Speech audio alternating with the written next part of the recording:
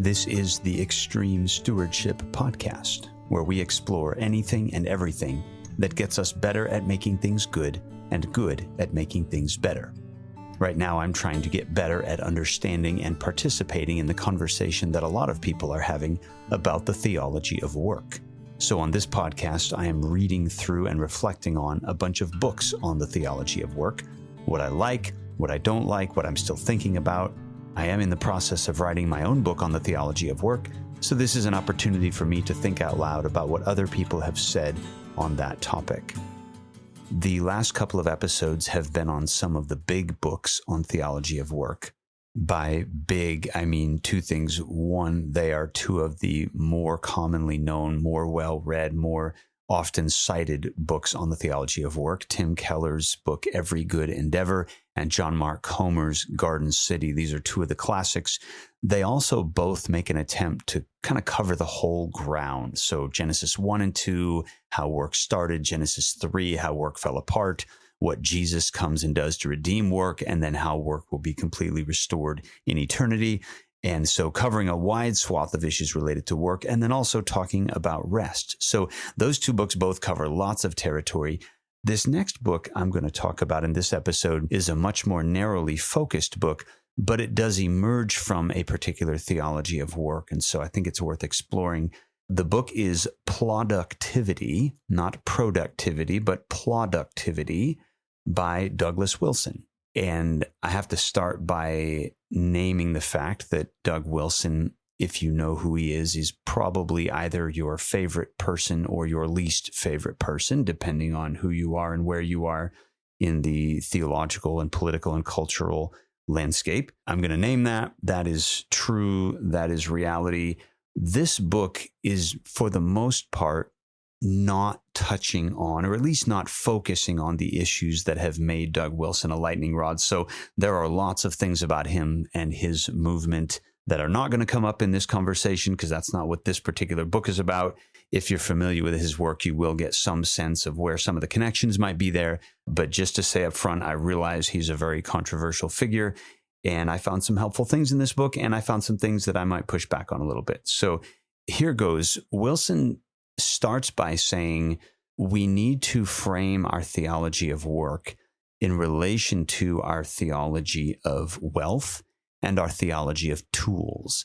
So wealth for him just means all the good stuff that God gives us, and tools are wealth put to work. So when I take something that God has given me, that's wealth, and I start using it for good work, that means it's a tool. So he wants to talk a lot about wealth and tools as components of how we put our theology of work together. And one of the major parts of this book, this is not a big book, it's 100 pages or so, but one of the primary components of this book is talking about technology.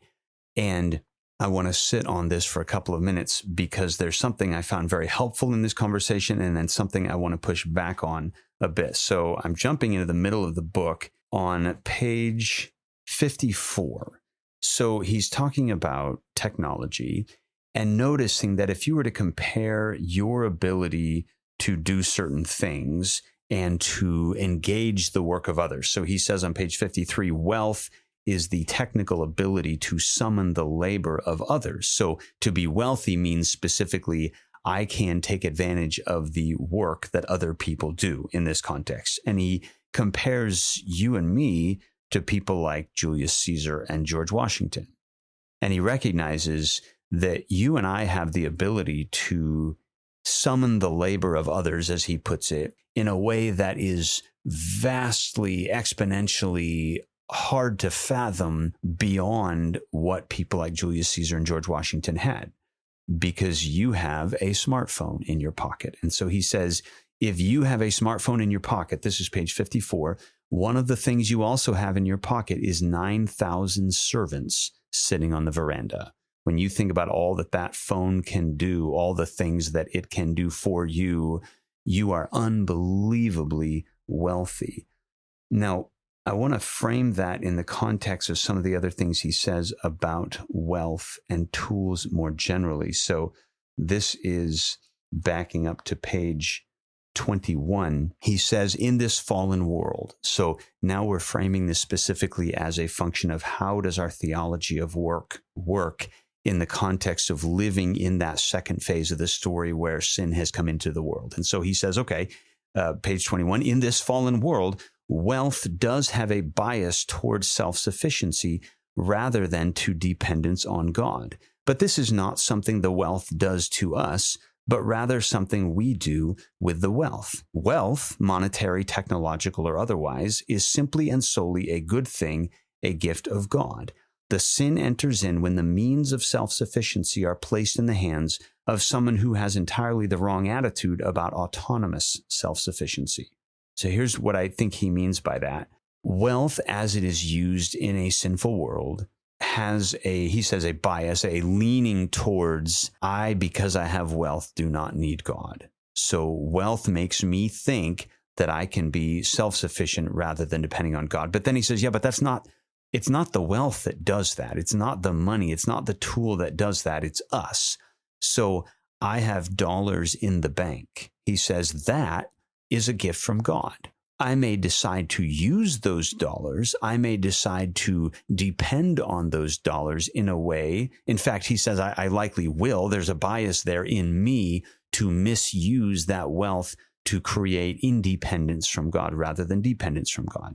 Now, I might take a tool and frame that. I think he would agree with how I'm going to say this. If I take a tool and say, well, the tool is neutral. I have on my shop bench a hammer, and there are two continuums along which I might use that hammer for good or for ill. There's a moral continuum where I might use that hammer to build something constructive, something good, or I might use that hammer to hurt someone. And there's a clear moral dimension there. There's also a continuum along which I'm going to move from lesser or greater quality in my work. So I could build a house poorly with that hammer, or I could build a house well with that hammer. And Wilson would say, and a lot of voices in the theology of work movement would say, actually, there's a moral component there as well, that a hammer that is used to build things poorly is not being used to do good work before God. He'll say later on, this is page 79, quote, craft competence is a virtue. So to do my work well is righteous, is virtuous before God. So the point is, the hammer is a neutral tool. And I, because I'm a sinner and I live in a sinful world, have a bias toward using it for the wrong things. And that could be in the sense of shoddy work, or that could be in the sense of outright hurting somebody or destroying something. So again, he says wealth has a bias towards self-sufficiency rather than dependence on God, but that it's not the wealth that does that, it's us that does that. Now, so far, I'm going to agree that I think there's something very valuable about that. I do think that we are in a particular historical moment where the rules of the game have changed, and they have changed specifically in the difference between a hammer or dollars in the bank and something like a smartphone. Because once somebody manufactures a hammer and puts it in my shop, they no longer have any influence over its use other than how they built it in the first place. It is neutral because it's simply a tool in my hands. A smartphone is not simply a tool in my hands. A smartphone is actually a window into my life where I become a tool in the hands of a monster, if I could put it that way. The collective energies of Google, Apple, Microsoft, whatever, these corporations, these entities are not neutral. They have goals, they have aims, and they have almost infinitely more resources than I do in order to accomplish those goals and aims. So that smartphone has not been relinquished by them to become a tool in my pocket. They are not serving me. In a very real sense, I am serving them. What's that line from the Social Network movie? If you're not paying for the product, you are the product. I am serving Facebook more than Facebook is serving me. So when he says that the technology, the tools, the wealth are neutral, but we as humans have a bent toward evil with them, yes, that's true. But we have to remember with certain kinds of tools in our moment, the people on the other end of the tool are still actively using them, and they have a bent toward evil as well. So I appreciate him naming tools and wealth and work in this particular way, but I also want to notice that certain kinds of digital technology, at least, simply do not play by the same rules that most tools have played by throughout human history. Moving on a little bit, there were just a couple of moments that this book is primarily about getting stuff done. Productivity or productivity, the title of the book is, his basic point there is you just keep chipping away. You just keep getting stuff done. We have a tendency to say, well, I'll do that big project when I have all kinds of uninterrupted time. And the fact is, I'll never have all kinds of uninterrupted time. And so we just keep chipping away at it. So on page 86, he will say this: productive work, page 86, requires a rhythm, a metronome. Long-distance runners settle into a pace. Rowers in crew fall into what they call swing.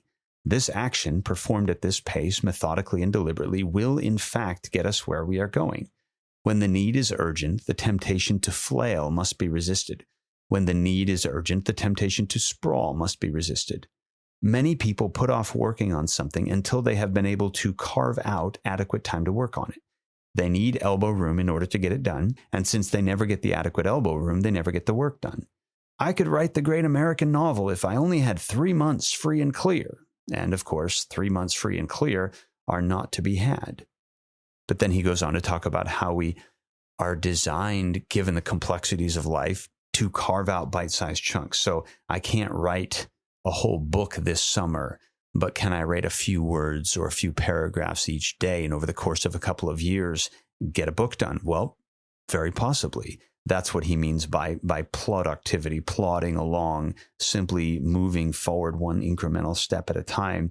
One particular nugget within that, there's just a couple of spaces where I thought, oh, that's a good line. I want to remember that one.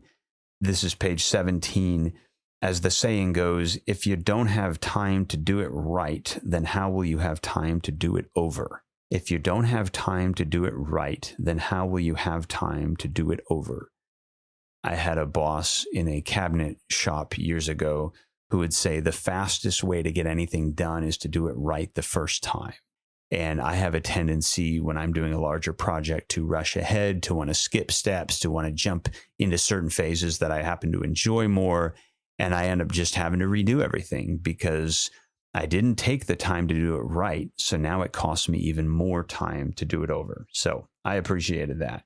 Page 26, he is talking again about the use of wealth and tools and about idolatry. And so he defines idolatry as trying to get from a finite thing what only the infinite can provide, which I think is a great definition. I'll read that again. Idolatry is trying to get from a finite thing what only the infinite can provide.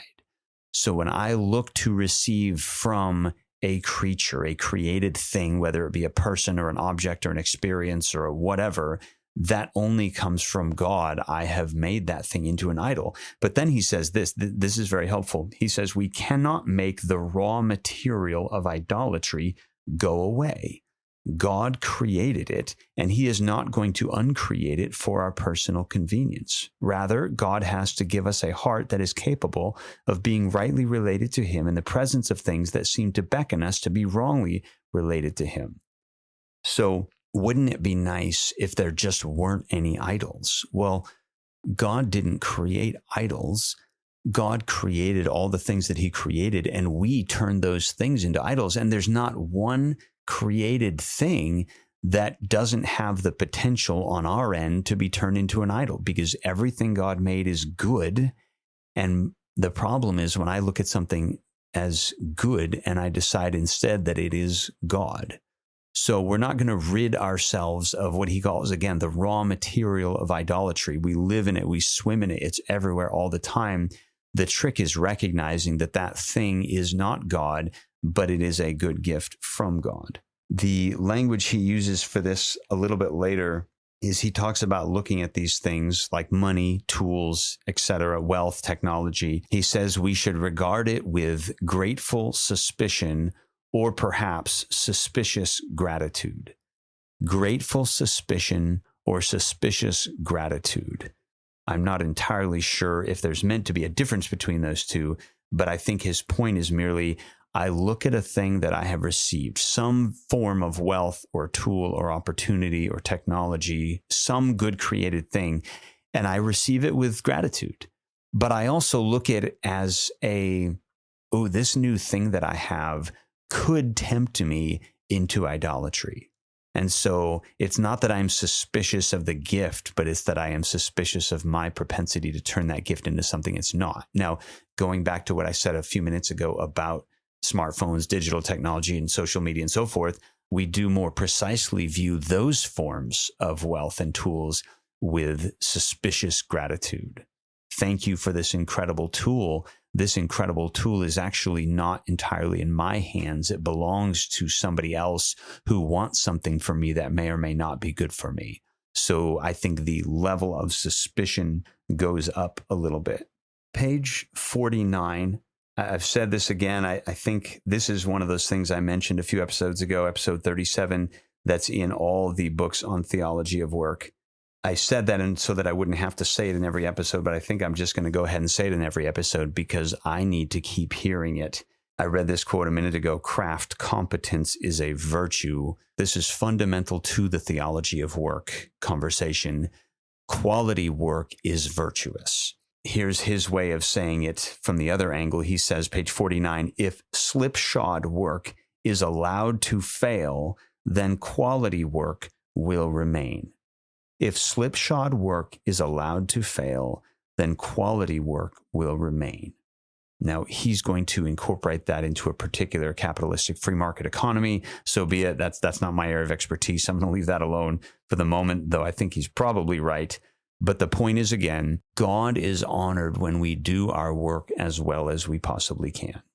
And one of the ways that those of us who are in positions of leadership, as parents, as teachers, as coaches, as business owners, as leaders in whatever capacity, one of the ways we promote quality work is to let poor work fail and not to uphold it simply because we don't want to hurt somebody's feelings. Moving on a little ways, page 67, one of the great emphases of the Bible's perspective on work is a contrast between how Genesis 1 and 2 particularly set up the conversation about work and how other ancient Near Eastern origin stories, mythologies, and so forth set up the same conversation. So it's fairly typical. One very commonly noted example is in a Babylonian document called the Enuma Elish, which is the Babylonian version or a Babylonian version of human origins and so forth. And the driving perspective on humans and work in the Enuma Elish is that the purpose of human existence is to do work that gods do not want to do. So the gods are stuck with this work. They don't want to do the work. The solution to their problem is to create humans. So Marduk, chief deity of the Babylonians, says, I will create man on whom the toil of the gods may be laid so that the gods may rest. So the whole point of work is the gods are going to stay over here and do whatever they want, leisure around all day. And you humans are going to be off somewhere else doing the work. And Genesis 1 on is so fundamentally opposed to that idea. It is never, hey, humans, go do this thing I don't want to do, go solve my problem. But rather God says, I love to create. I love to produce. I love to bring order and beauty into my world. Come share my joy. Come work with me. And so Wilson says, this is page 67, the first step towards genuinely productive work is to make it a point to work coram Deo, which means in the presence of God. Every single thing we do in our work is work that is done with and in the presence of God. And I like the way he maps this out a little further. He says, quoting Romans 12:1, our bodies are living sacrifices. He says, if my body is a living sacrifice, this means everything it rests upon is an altar. The car I drive is an altar. The bed I sleep in is an altar. The desk where I work is an altar. Everything is offered to God. Everything ascends to him as the sweet-smelling savor. So not only does God always happen to be in the room when I'm working, so to speak, though that's true, but even more so, if my body is a living sacrifice, then everything it does, everywhere it is an altar of sacrifice to God. And that has enormous implications for how I think about my work, particularly if I am prone towards thinking that the stuff God really cares about is what I do on Sunday morning. And, the rest of the week is just me on my own. Not at all. The rest of the week is me living life, coram Deo, me living life in the presence of God. Another point that I really like that Wilson makes about the virtue of quality work is in his conversations about attaining to mastery of a craft, of a skill, of whatever the work is. And he says, mastery, this is page 81, mastery is quite different from getting a promotion, which is often the result of mastery, but not always. Some want the results of mastery without all the tedious efforts that go into attaining to mastery. But the goal is not simply to get promoted into 5th grade. The goal is to master the material in 4th grade and deserve the promotion. I think there's always been, as long as there's been sin, there's always been a human inclination towards obtaining the results without doing the work. I had a friend, tongue-in-cheek, I mean, he was kidding, but making this sort of point years ago when talking about going to graduate school. He said, I want to have gotten a PhD, but I don't want to get a PhD. And of course, he didn't get a PhD. He made the wise decision not to go that route because he could see in himself, he liked the idea of having that, but he didn't like the idea of actually doing that. I think this has become, maybe I should say it this way, there's a new phase of this conversation. It's not a new conversation, but there's a new phase of it in light of how OpenAI is affecting learning. Because the fact is, you can prompt AI to do just about anything. And in some sense, in certain respects, the thing that AI will produce will be better than the thing you would have produced. I mean, I am no artist. I do not draw. I do not paint. But I can ask AI to produce art for me that is certainly better than I could come up with. The problem when it comes to how this affects learning and education systems and so forth, and I'm not a Luddite. I do not believe that AI is the Antichrist. I do not believe it should be avoided at all costs in all contexts. But when it comes to things like written communication, we have to ask the question, which do I need? Do I need a written product in front of me, a paper that I can turn in, or do I need the ability to write? Do I need to know how to do the work of writing, or do I need to just have a thing written? And I want to say, and Wilson and I are going to agree on this, what I need is the ability to write. And I'm awfully tempted to short circuit that process by simply plugging in a few prompts, for example, into ChatGPT or something like that. So his point again is not that the goal is to get the promotion. The goal is to master the skill or the subject matter or whatever and deserve the promotion, because that means you have the ability to do things, not just that you have, say, a piece of paper that says something has been done. Moving on then, on page 72, Wilson is making a helpful distinction. This is common language in the business entrepreneur space, the difference between a feature and a bug. So if I, for example, am closing a certain rate on my sales calls and it's lower than I want it to be, and I think, well, I should just be able to close every call I make. Well, not closing every single sales call is a feature of business. It's not going to work that way. You're not going to close every call.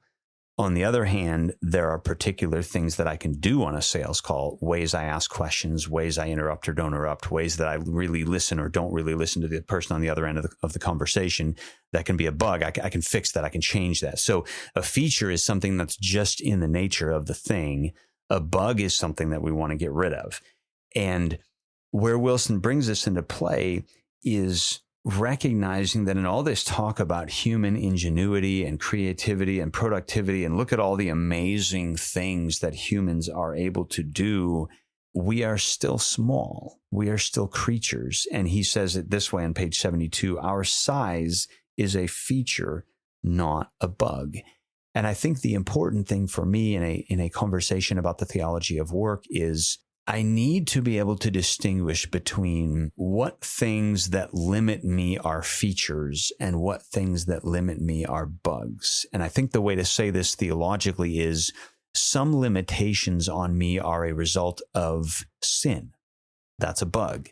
Some limitations, some constraints within which I work are the results of me being a finite creature. That is not a bug. That's a feature. And it can be hard to know when I run into a wall. Am I running into this wall because of sin? Or am I running into this wall because I'm not God?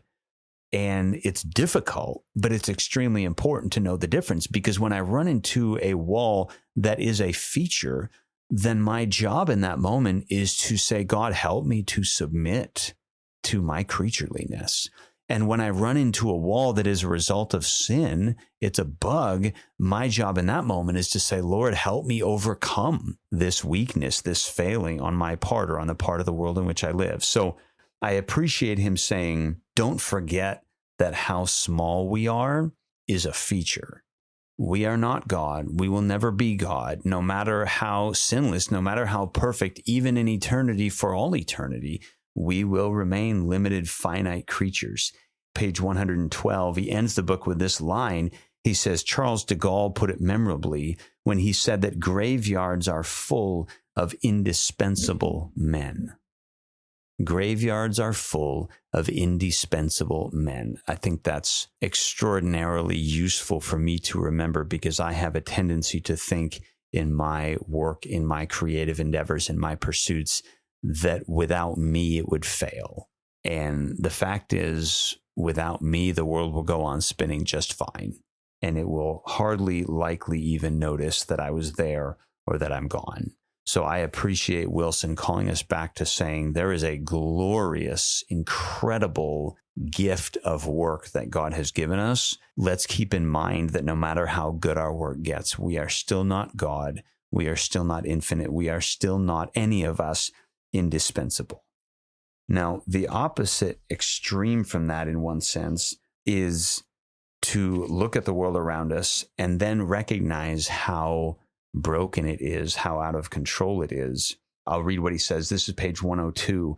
He says, we worry about the course of history because we are not in control of it. And we like to pretend that this means no one is in control of it. But this follows not. Jesus is the Lord of history.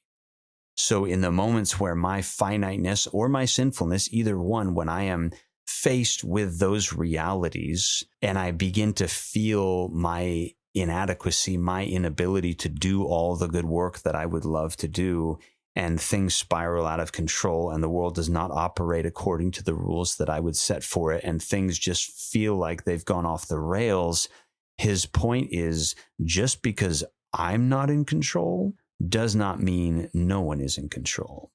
Jesus is the Lord of all and will ever be so. And that's probably a good place to stop this one. The book, one more time, is Productivity by Doug Wilson. It's good. You should read it. There's a lot of valuable stuff in it beyond what I've talked about in this episode. There is an Amazon link in the show notes to purchase it if you are so inclined. Get the book, read the book, do at least some of what it says, and you will get better at your work. And until next time, thanks for listening to the Extreme Stewardship Podcast.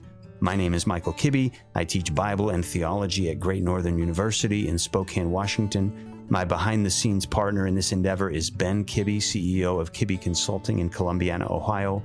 Our editor-in-chief is Liam Olmsted. Art comes from Steve Kearns, and music is provided by Dave Murray of Derridune Guitars. If this podcast has been useful or challenging to you, shoot us an email, extremestewards@gmail.com. We'd love to hear from you. If you think it might be useful or challenging to anyone else, well, you know what to do. Ultimately, we hope that listening to this podcast has helped you get better at making things good and good at making things better.